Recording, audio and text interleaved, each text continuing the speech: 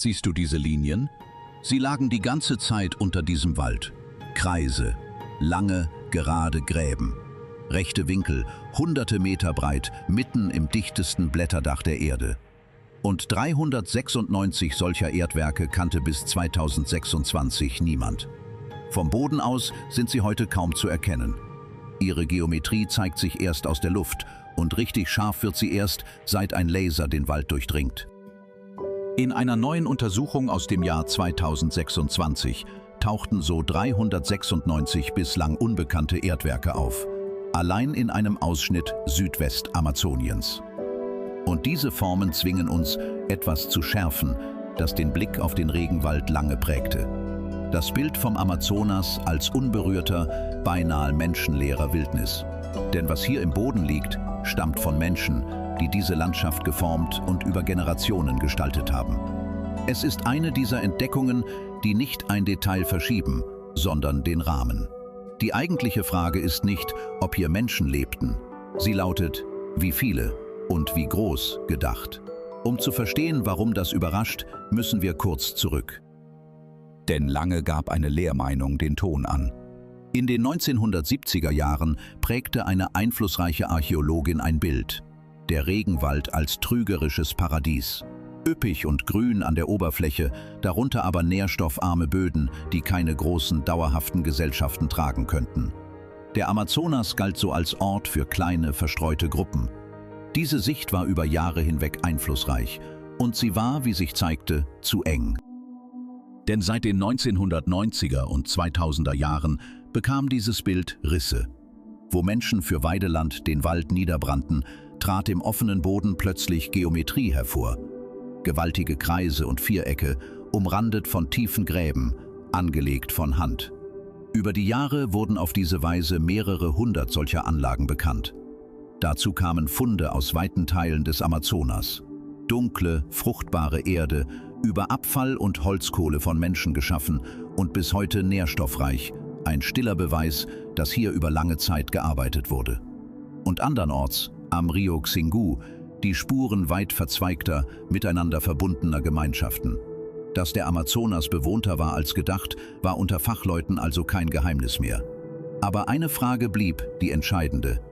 Wie viel lag noch dort verborgen, wo der Wald nie gefallen war? Genau hier setzt die neue Forschung an. Bisher kam das meiste dort ans Licht, wo der Wald bereits gefallen war. Sichtbar war also vor allem, was am Waldrand oder auf gerodeten Flächen lag. Diesmal war es umgekehrt. Ein Team schickte Laserpulse aus einem Flugzeug durch das Blätterdach über ein Gebiet von rund 4.500 Quadratkilometern. Millionen dieser Pulse tasten den Boden ab. Ein winziger Teil findet durch die Lücken im Grün den Weg bis zur Erde und wieder zurück. Aus den Laufzeiten lässt sich der Wald am Computer regelrecht abtragen, Schicht für Schicht, bis nur die nackte Bodenform übrig bleibt. LiDAR ist kein Röntgenblick. Die Daten müssen gefiltert und geprüft werden. Doch wenn dieselben geometrischen Muster über große Flächen wiederkehren, bleibt wenig Zweifel, dass hier Menschen den Boden geformt haben. Und in diesen Daten erschienen 396 bislang unbekannte Erdwerke. Nicht einzeln, sondern zu Dutzenden, über weite Flächen verstreut. Nicht eine Gestalt, sondern viele. Kreise, Vierecke, manche ineinander verschachtelt, einige gesäumt von erhöhten Wegen. Die Genauigkeit schwankt von Anlage zu Anlage, doch die planende Absicht ist unverkennbar. Gräben, stellenweise 5 Meter tief, Wälle aus dem Aushub, Figuren, hunderte Meter groß, mit einer Präzision, die kein Zufall der Natur erklärt. Und all das auf einem Gebiet, das nur einen schmalen Teil des Amazonas ausmacht. Wer schuf so etwas? Fachleute bringen diese Erdwerke mit den Menschen der Acre-Region in Verbindung, die hier über einen langen Zeitraum lebten, grob von der Mitte des letzten Jahrtausends vor unserer Zeitrechnung bis ins frühe Mittelalter. Die großen Geoglyphen selbst zeigen kaum dichte Wohnbebauung und kaum Festungsmauern. Städte im klassischen Sinn sind es nicht. Doch die weitere Siedlungslandschaft ringsum umfasste mehr. Wohnhügel, ringförmige Dörfer und Straßen. Manche Forscher sprechen inzwischen von einer locker verstädterten Landschaft. Und manche Anlagen waren durch Wege miteinander verbunden. Und das nicht auf engem Raum. Die bekannten Anlagen verteilen sich über eine Fläche so groß wie ein ganzes Land. quer durch das heutige Acre und darüber hinaus.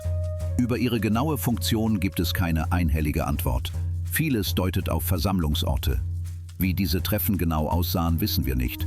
Vielleicht kamen hier Menschen für Rituale, Feste oder gemeinsame Entscheidungen zusammen. Sicher ist nur, solche Anlagen waren keine beiläufigen Spuren. Sie verlangten Planung, Arbeitskraft und Zusammenarbeit. Wer Gräben von 5 Metern Tiefe aushebt und Erde in dieser Menge bewegt, muss viele Hände über lange Zeit koordinieren. Doch vielleicht war das größte Bauwerk hier gar nicht der Graben. Es war die Landschaft selbst. Denn ernährt haben sich diese Menschen nicht vom Wald allein. Sie bauten unter anderem Mais, Kürbis und Palmfrüchte an und nutzten die Nussbäume des Waldes. Ackerbau und Waldpflege gingen ineinander über. Denn sie lebten nicht gegen den Wald, sondern mit ihm. Sie rodeten ihn nicht großflächig, sondern öffneten Lichtungen und ließen das meiste stehen. Über Generationen förderten sie nützliche Pflanzen, Palmen, Frucht- und Nussbäume, sodass sich die Zusammensetzung des Waldes selbst allmählich veränderte. Teile des heutigen Amazonas tragen noch immer die Spuren dieser Pflege. Auffällig viele nutzbare Arten, genau dort, wo Menschen sie einst begünstigten. Und als die großen Plätze später aufgegeben wurden, holte der Wald sie zurück. Genau deshalb verschwanden diese Formen aus dem Blick, nicht unter Erde, sondern unter Blättern. Bis hierhin sprechen wir über Bauwerke. Doch die eigentliche Überraschung beginnt, wenn man fragt, wie viele Menschen nötig waren, um diese Landschaft zu schaffen. Ältere Schätzungen für diese Geoglyphen nannten rund 60.000, doch sie beruhten auf nur etwa 200 damals bekannten Anlagen. Der Grund für die kleine Zahl war einfach. Man konnte nur zählen, was sichtbar war. Die neuen Daten verschieben das drastisch. Rechnet man die entdeckten Muster auf die ganze Region hoch, könnten dort Zehntausende solcher Bauwerke liegen, nach einigen Modellen bis zu 30.000. Und leitet man aus der Zahl der Anlagen ab, wie viele Menschen nötig waren, um sie zu errichten und zu erhalten, kommt das Modell auf eine Bevölkerung von etwa 1 bis 3 Millionen zur Blütezeit, auf einem, gemessen am ganzen Amazonas, kleinen Gebiet. Zur Einordnung. Die alte Lehrmeinung hielt schon für den gesamten Regenwald nur vergleichsweise kleine Bevölkerungen für möglich. Wäre das neue Modell auch nur annähernd richtig, wäre diese Region weit dichter besiedelt und gestaltet gewesen, als man ihr je zugetraut hat. Und selbst am unteren Rand bliebe sie um ein Vielfaches größer als alles, was man dieser Region früher zugestand. Ein Wort der Vorsicht ist trotzdem Pflicht. Das sind Hochrechnungen, keine Kopfzählung. Sie hängen an Annahmen und an dem, was unter dem noch nicht vermessenen Wald erst vermutet wird. Und hier liegt das eigentlich Neue. Dass Menschen den Amazonas prägten, war lange bekannt. Überraschend ist, wie groß, wie dicht und wie ausgedehnt diese gestaltete Landschaft in Südwestamazonien gewesen sein könnte. Und dann bricht die Spur ab. Irgendwann, grob zwischen dem 9. und 10. Jahrhundert, werden die großen Plätze aufgegeben. Warum? Das weiß bis heute niemand mit Sicherheit. Es gibt Vermutungen, doch keine trägt bislang einen Beweis. Man würde gern wissen, zerfiel die Ordnung von innen? Trieb eine lange Dürre die Menschen auseinander? Oder zerstreuten sie sich einfach? Eine Gemeinschaft, die eine ganze Landschaft über Jahrhunderte formte, verliert sich am Ende im Ungewissen. Kein klarer letzter Tag. Nur Erdwerke, die langsam zuwachsen. Die Spur verstummt genau dort, wo wir am meisten wissen wollen. Doch eine Einsicht bleibt, und sie reicht weit über diese Region hinaus. Der scheinbar unberührte Regenwald, den wir zu kennen glauben, ist in Teilen selbst von Menschen geformt. Geöffnet, genutzt, über Jahrhunderte gepflegt und dann vom Grün zurückerobert. Was der Wald verbarg, war nicht nur Wildnis, es war auch Erinnerung, und wir stehen vermutlich erst am Anfang. Denn der Laser hat bisher nur einen schmalen Streifen abgetastet. Was unter dem übrigen Amazonas liegt, ist noch nicht geschrieben.